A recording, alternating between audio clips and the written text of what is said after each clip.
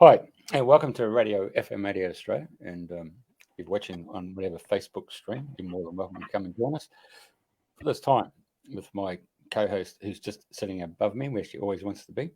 It's Julia. And above her is our guest for tonight, Damion Douglass. Hey. And Julia's cracked the whip, and she's got Damion on side here. And we've all seen Close Encounters of the Fifth Kind with Mr. Steven Spielberg, and this is the Australian version of the hard-working Damion and his volunteers who have put together a network, not only here in Australia, but they've networked with other organisations. So stay tuned, listen to the show, and if you're watching on these Facebook sites, you can actually ask questions that can be responded to by Damion. And I'll hand it over to my mate, Julia. Hello, everyone. Welcome to the show, Damion, and everyone who's watching it. You're on Radio FM 88, and we're excited to have Damion Douglass on, who I believe during the lockdown earlier this year formed the organisation Australian Community. And that's it. That's amazing. What led you to form that? What was the reason behind that? Well, basically, I was trying to piece together everything. Up until that point, and it wasn't until I guess COVID that I was able to actually stop doing what I was doing and reflect a little bit and go, okay, well, now's a good time to do something with the energy that I have for this field. And I started seeing a lot of people reaching out, wanting to tell their stories, and I couldn't ignore it. I'm like, I've got to give these guys a platform, but a safe platform. And I'm like, well, maybe it's time to start a community where people can do that and just open up and tell us their experiences and actually get help with them, actually get some feedback. And obviously during this moment where I'm starting to get everything sorted and speak to these people, Close Encounters had just come out, and there was traction. There was a lot of interest. There was a lot of traction. People were asking, questions about, okay, well, how do we go one step further? We know what we know, and what's next for us, and there it was born. It was like, okay, and it grew feet. It just ran, and it's a community run. Obviously I have a great team behind me. And they're amazing, but it's community run. It goes as hard as they push it. So yeah, it's almost it's a full-time gig. We've got quite a admin team, and we've had to get that up and running just so that we're giving the community what they're asking. So yeah. So let's just quickly step back, and Jeff mentioned the movie Close Encounters, and I think you were talking about CE5. Can you define what CE5 is and how that differs from CE4 and 3, 2, 1? Yeah. Absolutely. Look, it's CE5. I guess it brings through a human element. Encounters of the first, second, third, fourth, which I can go into. They're very complicated, and there's a lot of grey areas, and it's entangled in a web of, let's look at the last 3 to 4 decades of misinformation about what we know about extraterrestrial life. Close Encounters of the Fifth really asks humans to look within and really give us it allows us to focus on what we do here and how we present, rather than things constantly happening to us. So that's a really big deal for this movement, and that's why it's got so much traction. It's so real to a lot of people, and they're able to do so, without having the stories about abductions, without having stories about close encounters, hearing noises, seeing images, any paranormal experiences. They literally know that there's more out there, and I guess a lot of people felt like they needed to experience the first encounter and the second and the third and the fourth to get to the fifth, and it's not the case. So it's a discussion, it's a narrative between aliens and humans. That's the most authentic way of putting it. It's a communication. It's like a direct line, and some people can do it. Some people try for many years. It all comes down to intentions, and if they're good, you'll succeed. So that sounds really interesting. So have you had any contacts yourself? I mean, you're in this field and you've set up a community. You must be strongly incentivized in some way. What happened? Tell us about it. What happened? No, look. In informal terms, let's be informal. I've always been. I felt like I've known something that no one else knew, and I've spent my whole life just, thinking I knew more. And whether that was ego driven, it was always, oh, that makes sense, and this makes sense, and I could be the devil's advocate. I could do this, and I could see the reasoning with all these things that were happening.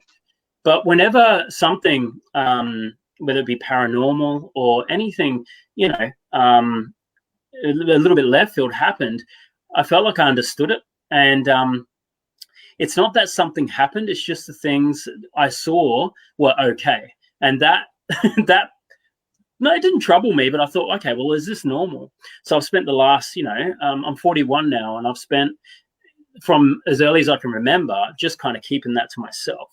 My most earliest memory of an experience of any kind was visually seeing whilst fully awake, seeing a blue baby, which sounds insane, but it was a blue baby the size of probably triple my head, and it was floating above me, and I felt peaceful in it. I wasn't scared, and I knew what fear was, and I knew how that felt. But no matter what I did to try and work out what was happening, I had this, this natural sense of it's okay. And, like we're talking back in the 80s when horror was, a big thing. And, the mere thought of whether it be paranormal or extraterrestrial or alien-based conversation was spun on fear. So I should have feared that if we're being honest, and I didn't. And that's when I knew, no, there's more to this, and I know something that not many others know, and I've just been linking to this very point. So it wasn't, I wasn't abducted, I didn't have all these crazy experiences. It was very, very simple. And then throughout my life, I was drawn to specific things, and it wasn't till I developed this community with this amazing group of people, and they put pieces together for me. They were telling me things that I wasn't asking. They were like, hey, by the way, this means this. And I'm like, okay, well, I've been trying to put these pieces together for a long time. Obviously this is the right path. And so after I saw the blue image, and I always say blue baby, it's very, symbolic, and I don't know why it was a blue baby. I still don't. I'm still asking questions. I still don't understand the significance yet. But, as skip forward, 40 years, and, I'm here. Yeah, I have seen craft. It's been, whether it be lucid dreaming, astral travel, whether it be outside my backyard. The protocols are so easy to do for the humble man that it's just, I'm actually shocked. This time 9 months ago, 10 months ago, I didn't think I'd be even having this discussion on a public platform. So yeah, this is amazing to be linking all those experiences, and I can't believe how many people have had them either. So I don't know if that answers. Yeah, it does. I mean, I hopped onto your group and I was really quite amazed that there were a lot of reports that you've clearly vetted where, the date is March 2020 and May 2020. And, there's footage and very detailed accounts. So there seem to be a lot of people who are contributing to your group, and it's pretty amazing that we can have this kind of disclosure from the public. Absolutely. Look, we're coming from a place that is obviously very authentic, very pure, but we're realists as well. We made the group a private place, the Australian community, little plug there, a private place. It was a public platform, but we closed those doors based on what we were getting through the door. And, I think we've said no to more people than what we have said yes. And that is because of, the climate of this field. It's very difficult to explain to people what we know and what we understand without going from, I say this a lot, from 0 to 100. And, people don't want to listen to a gradual, incremental stages of learning. They want to know the truth straight away. And they want to know how, and they want a justification straight away and validation. And, this movement is not about that. It's about the data. It's about what's known. It's about what's happened throughout history, what we've been told, what we've seen with our own eyes, and not holding each other, I guess, accountable, but trusting one another with that information. And look, so far, I can't floor it. It's been really good. I trust the people within the group, so yeah.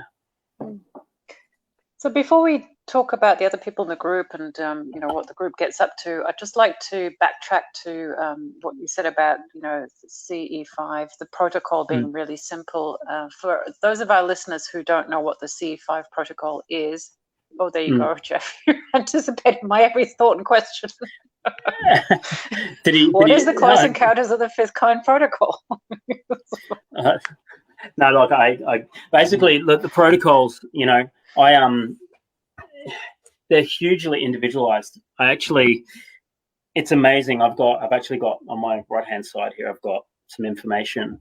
And when I was reading it back tonight, I realized that the protocol itself, what people have to understand is that from the moment of its inception, from the moment it was developed, well, it was developed thousands of years ago, but, when we started talking about it, and I'm going to say March 2020. Now, it's so far disjointed from the truth because we're talking about a community that's been thriving since the early 2000s. There's another community that's run by Kay McCullough, who, is a huge name in this field, who runs another group based in Australia. And she worked with Stephen Greer for many years. And, this is not a new thing, but the protocols itself, they've been evolved many times. We try to keep it authentic, but they have been evolved. And, when I look back at my notes and everything, I do see some massive changes. There is a systematic approach, and there's a systematic approach so that the person that is, just coming into this field, that knows there's something or that feels there's something, that wants to go here, can do so in a way that they can develop emotionally and develop in a way that can actually handle such information. It's amazing reading these notes today, and you can't see these notes. It's just paperwork. But looking back, going, wow, these steps are all different now to me because it's just evolved, and it's going to be different for everyone.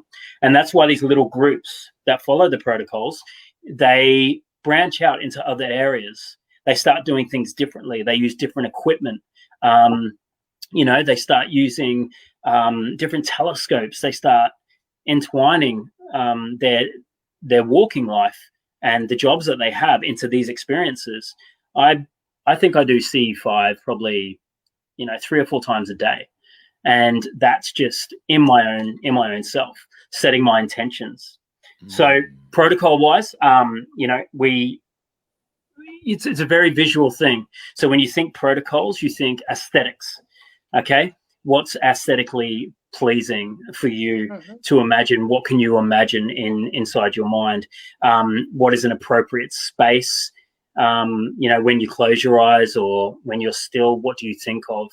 Now, that's very reliant on the environment and where you're doing these things. If your intentions are wonderful, that's fantastic. But if your environment is somewhat tainted and you don't have the emotional capacity to project what you're feeling, it can be quite a messy experience. When we have thoughts, I always look at CE5, and before I explain the protocols, I always say you've got to look at CE5 as a mental health aspect of yourself. When you're talking to yourself, what are you doing? Are you stressing? Are you actually calming yourself? Are you sitting still? Are you thinking about what you're saying? 9 times out of 10, come on, look at the world we live in at the moment. This year's been massive. I don't think that there's anyone that wakes up and naturally goes, I have no thoughts. I have no preconceptions of how the day is going to go. We've got a pretty good idea of how things are, and it's a bit of a panic. So when I say getting yourself into a mindset that's pure, think of it this way. If we were talking like we're talking now, but if I was talking to you and actually vocalizing it, everything that was in my head, I would probably be screaming, because there's so many thoughts and ideas. And the first thing we've got to do is really calm that down. I can't even do it, effectively on point the way I'd like to. It takes a lot for me to do it, but we've got to calm that down, because if we're talking about communication without talking, we're talking about calming that voice down. So before you go anywhere and choose your location, step one, think about those aspects. Think about calming everything down. Okay, manipulate your environment. Actually set it up as a safe haven. Okay, so location, big thing. That links with number 2, preparing yourself for meditation. It could be anywhere. It could be in the car. It could be sitting upright. It could be laying down. I don't suggest laying down because you can fall asleep during, depending on how long it takes you to, calm everything down. And meditation is a personal thing. We don't have this is how you do it and this is what you listen to. It's an individual thing. Whatever calms you down is the way forward. We do encourage people to obviously, please, don't drink and don't try to calm down in those ways. Try and do it naturally, and Google. It's a beautiful place sometimes. There's some great opportunities to grow in your meditation state. Okay, so when you've got those 2 aspects of the protocols, figured out, you've got a place that you like to go to, a special place, you set your intentions. Now, intentions are really, again, individualized, and this is where it becomes really complex, because you've got C5 groups. The group dynamic is massive, and it's a fine line between good intentions and wrong intentions, and this is where we're seeing a lot of people hitting a wall in their contact work because of the intentions of the group. And this is why people are going out and doing it by themselves, so that they can have this experience. I can imagine that there'd be some people who say they want to and they're excited, but another part of them might actually be scared subconsciously, and that would be sabotaging the whole thing. Yeah, and they don't come clean straight away and say, "Hey, I'm scared." And it's a shame because they should. Because the first thing you need to do is voice that, and you've literally got to say it. Hey, I am crapping myself right now. I am not okay. I watch all these movies. I know all these things. Why am I doing this? But we're humans. We're curious. We want to know things. We're not happy with just existing. We want to know what's going on, and it's a part of what we do. So, yeah, it's a controlled environment. It's very, very micromanaged. Yeah, we do want to find out for ourselves, but as you say, it is a controlled environment, and you know, I mean, certainly Jeff is a great fan of Star Trek. For me, the world changed when I saw Star Wars, and it was just, yeah, of course, you know, there is the Galactic Federation. It's just like, yeah, finally, yeah, that's it. And then, that's it. What did I do? I said. And then, you know, E.T. Go Home. It was just like, wow. But then, you know, all the other movies are all about aliens, and you know, the one where that stuff comes out of your belly, and you're just like terrified when you're 8. This is look. You know what though? I love it because like I love those movies because they kind of do us a favor. You know, like it's not realistic. They push the outer limits when it comes to special effects and the fear mongering and everything. They've pushed it. There is nothing they can do anymore. Hollywood, that is. There's nothing. We've seen all that they want us to see. All that's left is what is now happening. You know, those flag moments in life. You know, no longer is. This is very doomsday sounding, but it's actually quite a positive that we know now. You know, we used to look forward. Go back a decade, 2 decades. You know, 80s are a big thing for me. You know, I was looking forward to events like going to the movies and watching Back to the Future and Explorers and Labyrinth and all these amazing masterpieces where, you know, kids aren't looking forward to that anymore. They're looking forward to, you know, learning about this, for example. You know, I'm a teacher myself, and the amount of kids that actually ask, like, what is this? What are the protocols? What are UFOs? Oh my God, have you seen one? And they're excited about that. The movie isn't good enough anymore. They don't want to go to the movies. It's not a thing anymore. And you know, so that's a blessing in itself, where I think people that are moving up, becoming young adults, are now more aware. And the majority of videos that we're getting through, and they're intense. Some of these videos are intense. I've got a Dropbox full of videos that I haven't even looked at yet, but when I go through them, I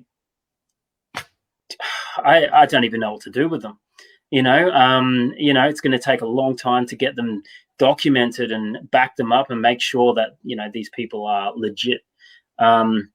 It's a tough.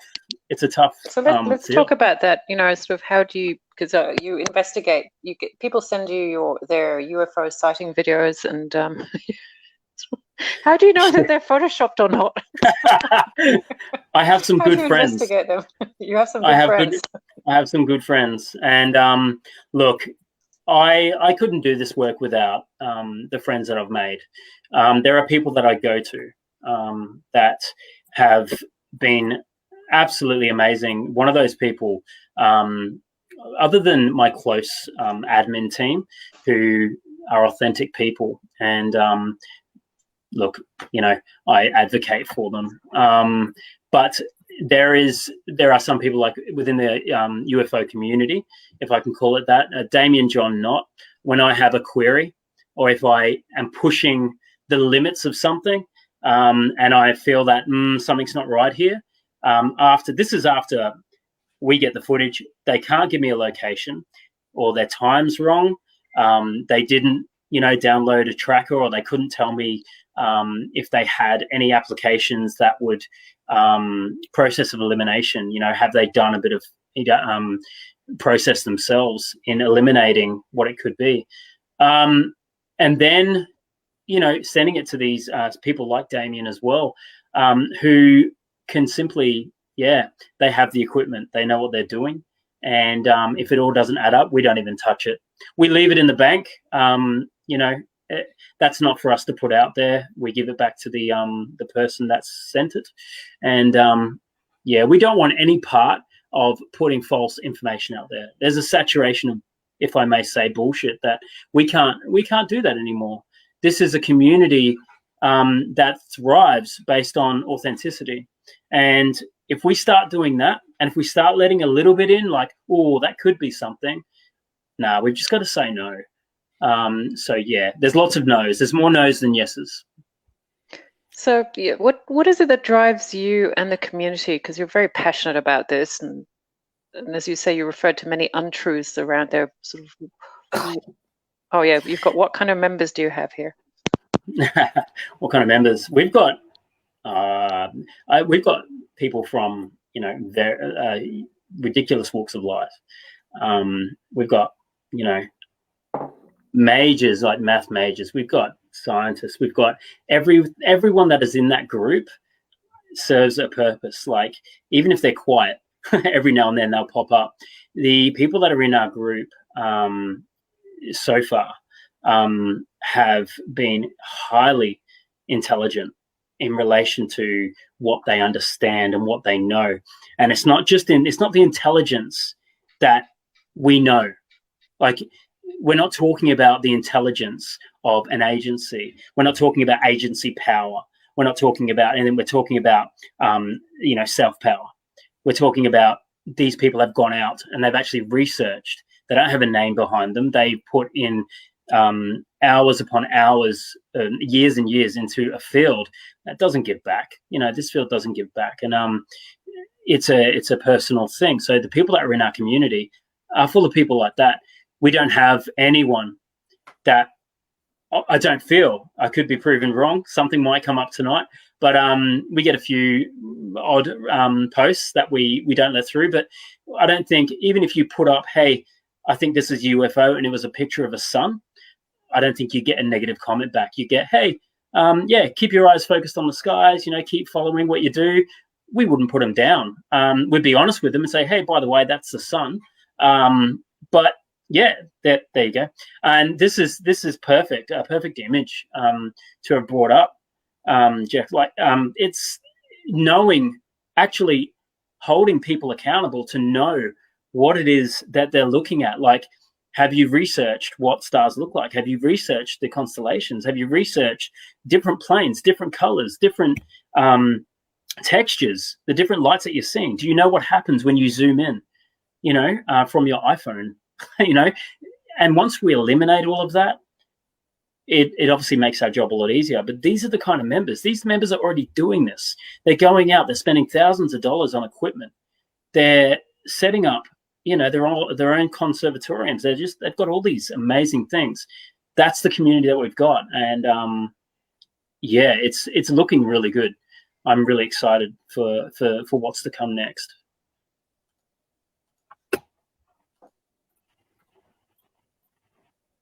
Jeff? How do you know whether, okay, why are they making contact? Oh, okay. Sorry, I'm not, is there questions here? Okay, I can see them now. Wow. Okay. Now, why is who making contact? Aliens. Aliens. World. Extra. Yeah, man. Things of this, we can name them all. Why are they making contact? Well, you've got to understand, like, since we know of contact, you know, we're talking about like the 30s now. You know, we're going back pretty far. It's a very individualized thing. Everything that has come from a notable or a credible person, whether it be Dr. Stephen Greer or Carter, the United States, the presidency, that, you know, is it Reagan and Carter, you know, their conversations around the contact that we've had, what we know from Project Blue Book, and it's nothing that we have as a human society has told us that these extraterrestrials mean us harm. Nothing that we've ever seen or documented has caused any harm to humanity. And there'll be a few people that are watching probably right now, and they're probably like, oh, bullshit. But, you know, if you look at the data, if you look at everything we know, and everything we've been told, the only people or the only things that we know of in this world or unworldly or anything are humans that have inflicted the fear and the so when you ask what do they want, why are they making contact, it's very evident. Like, we've had so many chances on this earth. This is my opinion. I don't speak for an entire community of people who believe, the same values as me, but we've been given ample opportunity to change our world. We've been given ample opportunity to communicate on a level. We've been given an opportunity where, just say 1940, you were to time travel to 2020, and we were to show you an iPhone, or we were to show you a smart tablet or anything like that. That's pretty much what's happened here. And we've been shown, okay, this is what we've got. This is what you could be doing for humanity. You want, here it is. We can work together. It's not happening. And that sums up what they want. They want us to just excel. We've got a lot of catching up to do. We're behind. Our technology, it's as good as what we have. And the beautiful thing about understanding what extraterrestrial life want is exactly what we want. It's an open communication line. It's a emergence. It's about literally having or starting a narrative in, hey, this is real. This is what's happening. Let's talk about this. But unfortunately, when people bring new toys into the field, it doesn't matter what it is. You could be in the school grounds. It doesn't matter what age you are. Unless, you grow, as you grow older, you become humble. Some people become humble. And, despite if you have an old iPhone and someone else has a new iPhone, or it could be a computer or anything, that person who doesn't have it, they want it. They may not say it, and they may, be humbly defeated, but they want it. Now, unfortunately, it's the same context. It's the same narrative. When we've been approached in a very, very beautiful, even in the most beautiful ways, the first thing that we have done as humanity is asked, okay, well, we want that. We want to be able to use zero gravity. We want to be able to use this level of intelligence. We want this, but we don't have the ability to actually use it. We don't have the ability to actually create it. We want to talk symbolic, but we don't want to use the materials that we're given to develop our consciousness and to develop and grow this conversation. We simply want to skip, and we're stuck in between that thing. We don't want to learn. We don't want to take our time. We don't want to take thousands of years to do so. We literally want to jump ahead, get the technology, and have those conversations. We want them to go away, and then we continue on with our planet. It's not going to work like that. Nothing's going to work like that. And that's why we're back and forth. And for the last 5-6 decades, we're at a standstill. We're no closer. We're no closer to obtaining our goal, to have to develop our consciousness or our subconscious. We're no further. It might change in the next 10 years, but yeah, that's all that's happening here is a narrative, a conversation. That's a really interesting summary, on a societal level of where we have or haven't got to, Damion. While you've been talking, quite a few members of the group have been hopping on and been basically sharing about their contact and how it was for them. It's generally, very, very beautiful, kind, and they've talked about Arcturus and Zeta and star seeds, etc. I guess it's interesting because you have the individual contact, and I guess we are to that extent by talking about it and feeling normal. in terms of even just to be able to engage in this kind of thought experimentation or telepathy, we are in one way, we are trying to develop and acquire those skills to communicate, have faith, and then advance in our own way and in our own field. You mentioned yourself that you do see 3 times a day. You know, who are you connecting into, and what kind of how are you being helped? Look, it was all very sporadic at the start, and this is all a bit of a journey for me included. So when I say I do the protocols, 3 times a day, if not more, it's about setting the intention. I kept myself accountable. I wanted to remain authentic, reliable to whoever was listening. When I put myself out there, I can't control who I get. I can only get back what I put out. So if my intentions are pure, if they come from a really good place, and I always try to, but come on, life doesn't allow you to be amazing every day. It's not possible. So it wasn't until I started talking or speaking out loud about what my intentions are in this community. And it wasn't until I said, I'm a link.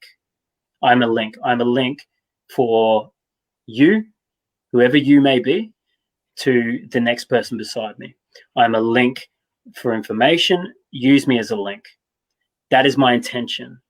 Okay, it's an individual attention. I don't want to go see other planets. I don't. I'd love to. I mean, it's not what I'm here to do. I don't need much. All I needed was validation. Like, okay, you're doing the right thing. So it's not that I ask for a specific community, or it's not that I, derive from a particular constellation or Pleiadian or Arcturian, or it's nothing like that for me personally. I know there's other people that do have different intentions. So it is when I ask at my most pure self, and when I'm calm, when I'm playful, when I'm kind of a little bit mischievous with it and a little bit cocky with it, no ego, just, very calm, and I'm not screaming inside, I ask for very specific things. I don't want a particular race, or I don't want a particular, I don't want much. But when I do it and it works, I know that because I'm very specific in what I ask for. So the last encounter I had was out the back of my house. Actually, I'm based in Brisbane, Manly West in Brisbane, so right near Moreton Bay side, and we have a beautiful ocean to look out at, and not directly from my house, but I'm not that rich yet. No, I simply ask in a very informative way. Here's my intentions. I am a link. Use me. Tell me to send people here. I'm talking to the community. Do what you need to do. I am happy to keep doing this work. I'm happy to keep putting in my own money. I'm happy to do anything, but show me something, because I need to know if I'm on the right track. It's almost like speaking to your spiritual guides or light workers, or anyone that can assist you in life. And with that, I asked very specifically. So my last experience was, I want something to very, very slowly pass by. I don't want a stationary experience. I want you to keep going. I don't want to take up any more of your time than what you could give me. But I want very distinct flashes. I want very distinct colors, and I need this tonight. I need this because I need to make some decisions. And it's not about decisions. Am I going to keep doing this? Of course I am. It's a love. It's about, okay, what am I prioritizing here? Am I doing the right thing by the community? Am I talking to the right people? Am I putting people in touch, whether they're abductees or, am I putting them in touch with the right people? And these are all the questions that I'm asking. And with that experience, I literally spent the whole day saying, I will meet you out there 7 o'clock every night for the next month. And this is what I want. This is what I want. And I got it. It was amazing. It was very slow. It was very bright, and it did the flashing that it gave me. I've actually got up a timeline. It's 3 flashes. One was red, one was blue. It went by approximately 7:03, I believe. I went out there at 7 o'clock, as promised. I have obviously trackers and everything. I do processes of elimination, but before that even commences, I always, obviously say thank you. It's exactly what I needed. 2 nights after that, every night, I was given little bits here and there. So things flying overhead very quickly, and then just natural phenomena as well. Shooting stars, meteorites, whatever you want to call them, and I believe that there are some things that are placed very obviously in front of us, so that we can go, well, that's clearly a meteorite, and that's clearly a plane, and this is clearly not. And that's for me, that's enough. Other things have happened. I'm not saying that other things don't happen to me. When I first, my first lucid dream, it was quite polarizing. I woke up very distressed, and it solidified what I was doing. It scared me a little. It was a lot, and it was at that point that I asked that, hey, please don't come to me in that way. I don't understand what you're trying to tell me. This is too quick. And that may seem very confronting for some people to hear, and I don't care. It's the truth. And that was what I put out there. And that experience itself, it was enough for me to say to myself, okay, it's not that I need all this validation and all these experiences. I don't need much at all. I just need that one experience. And every now and then it'd be good if you dropped in. And that's kind of how it is from my end. I don't wish for any other experience that I have experienced. I don't need to see anything else. But if I do, I will embrace, there will be no fear attached. I don't want any more markings on my body, which was very confronting. What kind of markings did you get? I've actually got a few photos up. When I first started the community, I wanted to be obviously my most authentic self. And I'm like, you know what? People are going to think this is nuts, but here we go, click. And I sent a few images, and they're very deep embedded in there. You can try and find them, Jeff, good luck. But they're in there, and there are various marks on my hands, and they're in the formation of, I had a question throughout my entire life. I was seeing 3 distinct markings, and they're in a triangle. And when I was young, I used to call them a womble. I don't know if you guys are familiar with the Wombles of Wimbledon, and they have these long faces. Yeah, you know them. And, they have a point, and there's a point at the end of their nose, and then they have their 2 eyes. And in my young self, I was feeling all these things. I knew they were significant, but the only thing that I could, in my childlike mind, without being too scared, is there's something significant about that triangular shape, about those 3 points, and I'm going to look for them in life. I need to keep looking at them and keep asking questions. They popped up. I'm talking whether it be markings on my body, positioning of certain things, and I almost thought to myself for a while, like, am I going nuts? There's just these images everywhere. I would go and inspect a house to rent, and there'd be these images on the walls in perfect formation. It was so annoying.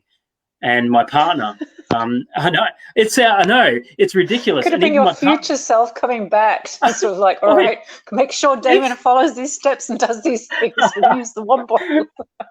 It's nuts. But I'm glad I did. Because eventually it led to something. And yeah, it was really nice. And now I'm like, oh, now I get it. I get what's going on. You know, it's no longer a question on my mind.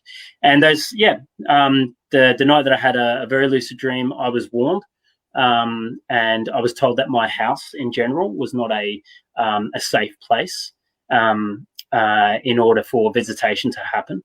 And that was kind of sad. But I knew that I felt it. Yeah, I'll just butt in quickly because Art asked, how old were you when you had the lucid dream? So I started, obviously, lucid dreaming from probably as early as 22, 23. But my most recent lucid dream, which is something I asked for, was the very beginning of this year. Like, I'm talking just after Christmas. And one of Wombles. Yes, I just saw someone's comment, Wombles. So that was this year. It was chaotic. It was everything I asked for. It was too much, actually. And I couldn't process for days. The experiences that have happened afterwards have and I think that's partially the trouble, because I know a lot of parents who have kids who get scared at night, and they talk about spaceships are being taken, and even if you're as an adult having sort of saying that was too disturbing, just imagine sort of how for kids it would be just to try and like deal with it. I'm going to talk about the greys because I think they're often the ones that are connected with the confusing or disturbing or maybe too abrupt entrances and exits. Whereas with the others, with the other types, they seem to be able to know what to do. I mean, like with my daughter, they would basically come in a figure that she was familiar with and comfortable with, rather than just too strange. It's so familiar, very humanoid-like. No, teddy bear-like, but yeah. Oh wow, I haven't heard that. They'd customize. Hey, isn't that what we do? It's all a projection anyway, right? It is. It's amazing how it happens. I have a son who experienced, unfortunately, it was actually quite a negative experience, but it was of the paranormal. It really did shake things up in our world in relation to what can come through, and on what plane, and the energy, and it made us very aware of the energy that we're carrying and how things can materialize with that energy. And he was seeing dark figures, big eyes. He referred to them as children, but he was seeing some very explicit things, including they were biting his necklace, they were shaking his bed, which was extremely scary for us as well. That's quite common, the shaking the bed, getting too close to the bed. So what did you figure out it was in the end? Well, we employed 2 mediums to come on over. And in fact, the one medium came over and she needed backup. And that's how serious it was. There were quite a few spirits within the house. And our son happened to be he was like, he had a big red flag saying, hey, here I am. Come and show me everything. Yeah. And so the 2 kids, that they were very curious about Jacob. He was very aware that they were there. And that was something we were very confused. We were like, how do we help? It wasn't until we got the 2 mediums in and they came and they were able to tell us, okay, here's what's happening here. Here's who the kids are. Here's who a little girl is. And she was a little indigenous girl. Her story was quite beautiful. Yeah, she needed to be moved on, and it was okay. And obviously a very common thing. I didn't know too much about it. And then there was a very, very grumpy old man that was attached to a antique cabinet. And he would not leave, and he actually tricked one of the mediums and came back, and it was really confronting stuff. The most confronting was this. After we had gone through everything we had, and we're talking, we had to move out. We told the real estate, it's too much for us. We even asked them, look, had someone passed away? after we had all the experiences and the mediums moved everyone on, as they were moving the spirits on, our son, who was sleeping on the lounge, woke up and was gripping at the lounge saying, I don't want to go, and hold, he was trying to grip on to keep within where his space there is. And he's never acted like that before. And he was gripping and gripping and gripping, and suddenly it just stopped. And never heard anything since. And, that was a real eye-opener for us in relation to energy of what we were letting in, and how easily it can attach itself to you. And this is bringing it back to the protocols, if I may. This is where the Australian community, the AAC, are different. It's not really discussed in Close Encounters of the Fifth Kind. There are the protection aspects of people and protection for extraterrestrial beings. It's not discussed. And that was, I'm going to say it on the record, it was an oversight. It was an oversight. It could have been intentional, but it's an oversight. No, I fully agree with you, because this brings us completely into, the energies of people can be manipulated. And I actually worked with Karen Langford, who introduced me to you. And we actually did a quick video on that, because she telepassed into, it was actually more of a remote galactic scientist who connected with her when she was a child. But we were talking about the good ones and the bad ones, and how come the bad ones can influence the human ones. And they basically said, well, it is like one of our listeners, Chris, mentioned earlier, it's the law of attraction. So if you don't pay attention to your energies, you can be manipulated, and it's generally the ones who are manipulating others that will be manipulated themselves. Although, of course, you can't say that about your son. But that was a slightly different. That wasn't extraterrestrials. That was local spirits, wasn't it? Yes, it was. And I guess you can feel it. Obviously, you guys may have had experiences too.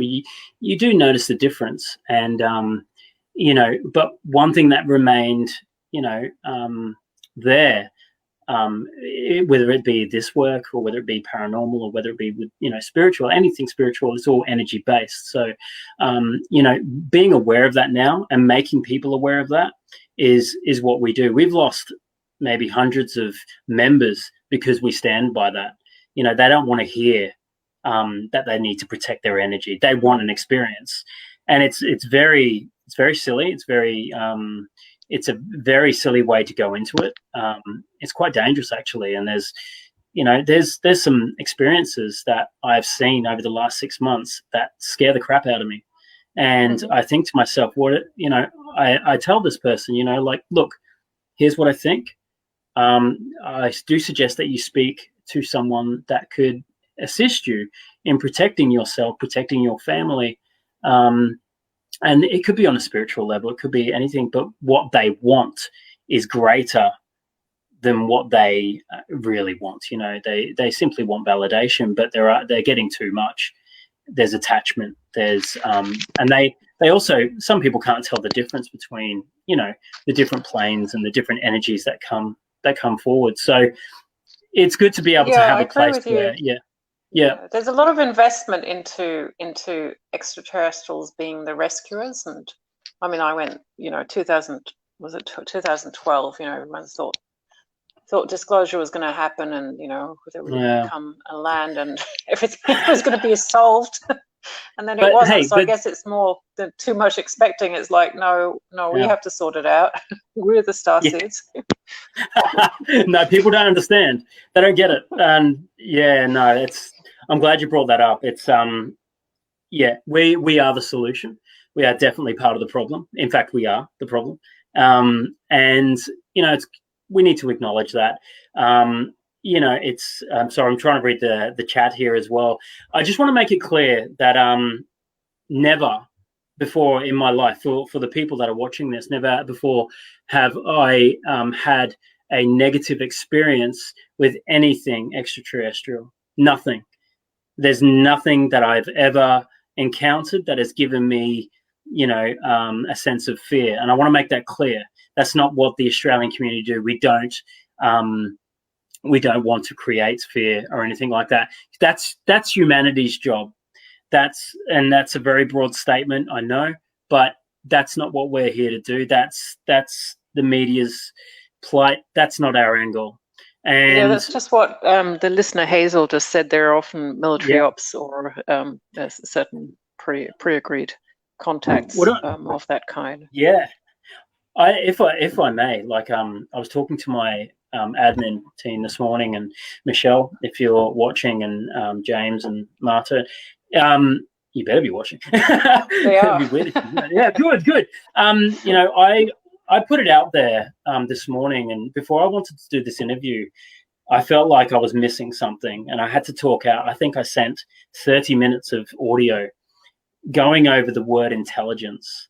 And I want to make everyone aware, although the Australian community aren't a group that discusses conspiracies in a sense where we try and debunk this and that, we already know what we know. We know why we're here. We want to make authentic communication. We are doing so. It is happening, whether anyone likes it or not. So what I did want to say is, if those people that are coming from an outside perspective and venturing into this field, the terminology that you've been exposed to for a few decades, we've even got some 15-year-olds, not even 2 decades of experience, not even one. You're bringing in a vocabulary of intelligence. It's really important that when you are a part of a CE5 group, intelligence doesn't mean intelligence. When we use those words online, there is an intellect, there's an intellectual person, but the word intelligence, Jeff, you mentioned, I don't think it was the CIA, it was another MIA maybe.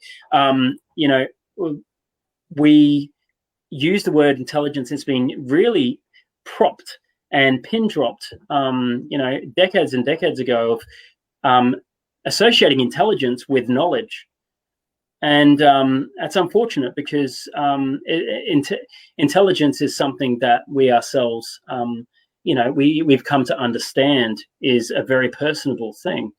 But we rely on whether it be, these agencies, this agency intelligence, which is, it's a movement. It's a thing. It has no governance. It has no legalities. It's virtually a thing that was created, and they popped in the word intelligent. And I'm bringing that word up a lot because it's not the same.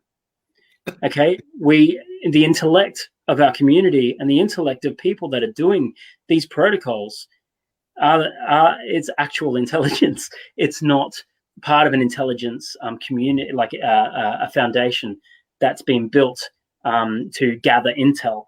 That's not what we're doing.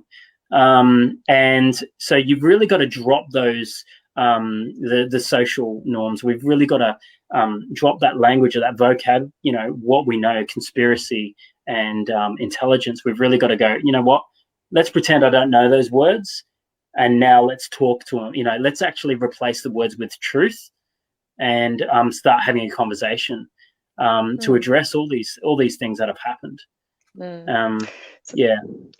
Yeah, I agree with you, and I think some of the listeners are sharing their truths of their experiences. So we've got Wendy Kirkwood saying, I've only had positive C5 experiences, but we do also have Wallace Tidwell sharing that he's had some experiences with some really scary energies. I'm sensitive and I can feel the energies. My girlfriend at the time was terrified, and he also had to move away from that place. So I guess, look, and we do get a bit of that. Hey, Wallace, we get similar stories. Unfortunately, to understand the context, I'd need to know what was happening around. Now, energy can be very scary, and can affect people in such a way that it will change their entire being in a matter of seconds. And being aware of your own energy, of where you sit on a virtual plane, where you sit, you got to be very aware of that, because you've almost got to set your next experience up. If your energy is low, then you're going to want to put yourself in a position that is going to, serve you in a way that, brings you up to a very positive place. The scary energies that we get through from working within this community, scary it's the word's used, but it's mainly panic. It's mainly, I don't know what to do with this energy. It's mainly noise. It's mainly buzzing energy, a shift in consciousness, a level up, and they don't know what to do with it. They're not ready for it. So when someone uses the word scary and, sorry, I'll just read that, terrified, I put it down in my experience, and I don't mean anything by this, Wallace. What I mean is the more experience you have and the more understanding of what you have and your energy and your partner's energy and the energy that you have together, if that's an almighty high and you guys are already, hitting those peaks, it's probably going to be very polarizing. And the shift in consciousness, I mean, that's intense, and you're going to feel that. If you are feeling like you need to get up and you need to move and move away, I would question the experiences that you're having in a sense where, okay, what are you doing to get these experiences? Are your intentions pure? Can we Wallace strip has that? clarified and said that he was remodeling the house, so it sounds like it was a poltergeist or yeah, Wallace send me. Yeah, Julie, I agree. 9 times out of 10, we can get confused. There are a lot of people that are doing CFI protocols and they're getting smashed by poltergeists, and it's okay because they're pretty horrible. I agree with you. I would love to hear your experiences, Julia. I anything paranormal, it's the anomalies, everything is so different, and it can go from beautiful to absolutely terrifying within a second. And I can see the link, and I can see why Wallace is having these experiences. Mate, if you're remodeling your house and you're having those experiences, do what I did. Get some mediums and get them on board. Let them walk through, man. There might be something trying to tell you something. Don't change something, or there may be something within that area. You could be on sacred land, and that's where we were. In Moreton Bay, the Quantamuka people. We were really we didn't realize how rich the land was with all this sacred work that had been done for many, many years.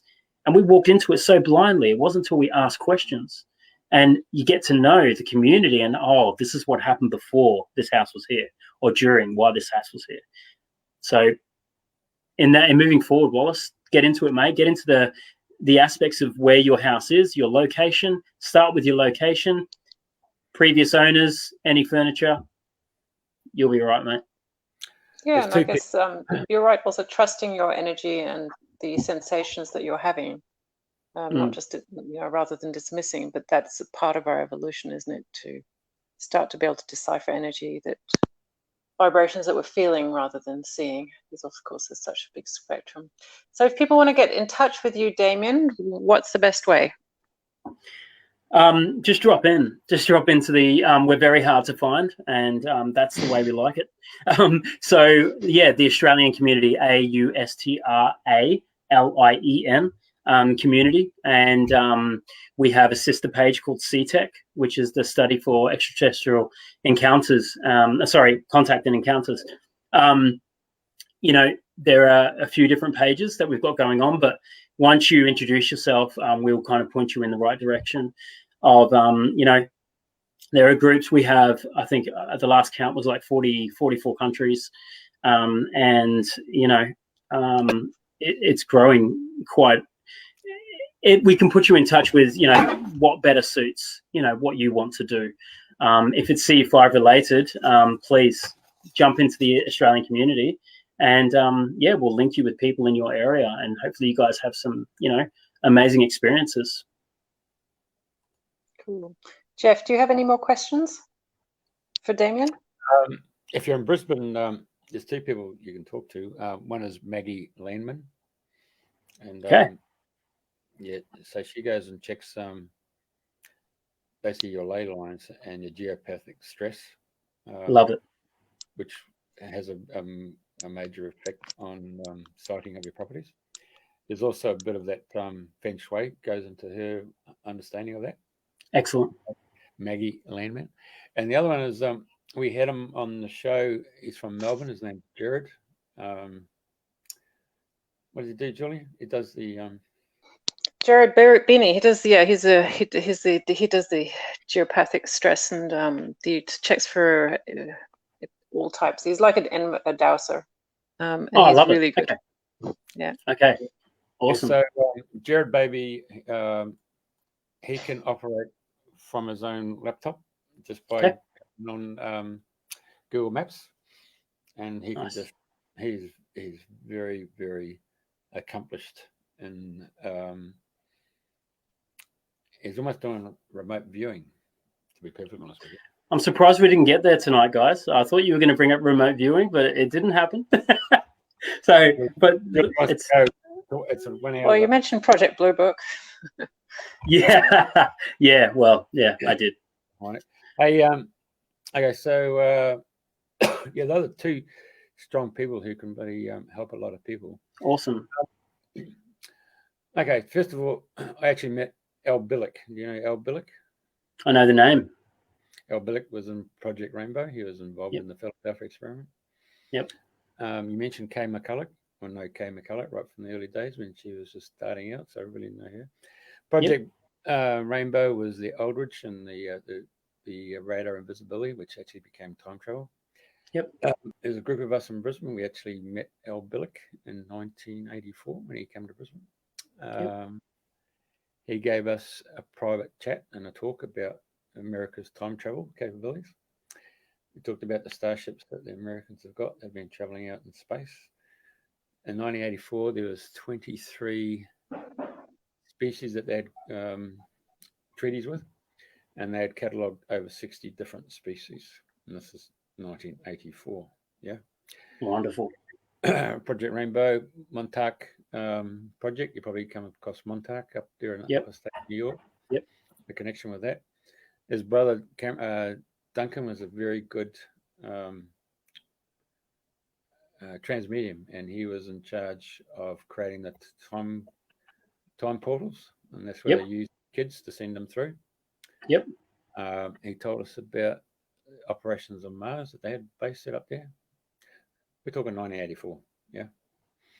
So if we're going to the moon and meeting up with the Germans who are up there since the late 40s, and their little base down there in Antarctica, I mean, there's so much stuff that's just ridiculed and put out there to say, you know, and keep you focused on playing the game of Monopoly, isn't it? So it's all about work to live or live to work. So, I mean, you just got to change that paradigm and get people like yourself and give you the quality airtime that's necessary for people to feel that they're connected and they're not alone. That's the most powerful thing that you and your group can do, is to say, hello, we're here.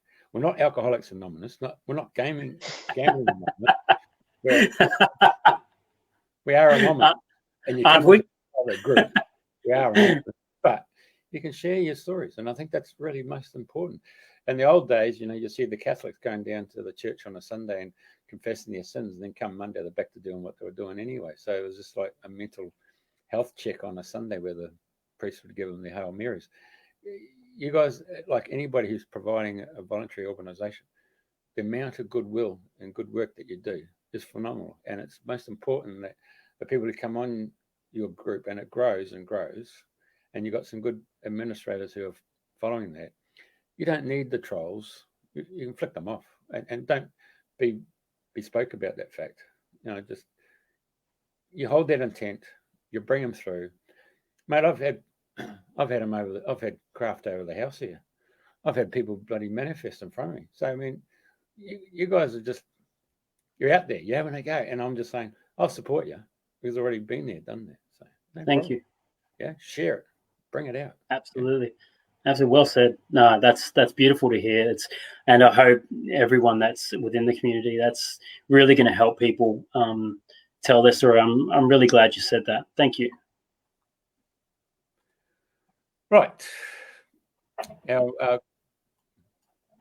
my co-host normally takes over here now because she likes to. Yes, I am just getting primed. No, I won't. I'll let you finish. I'll let you do the duties.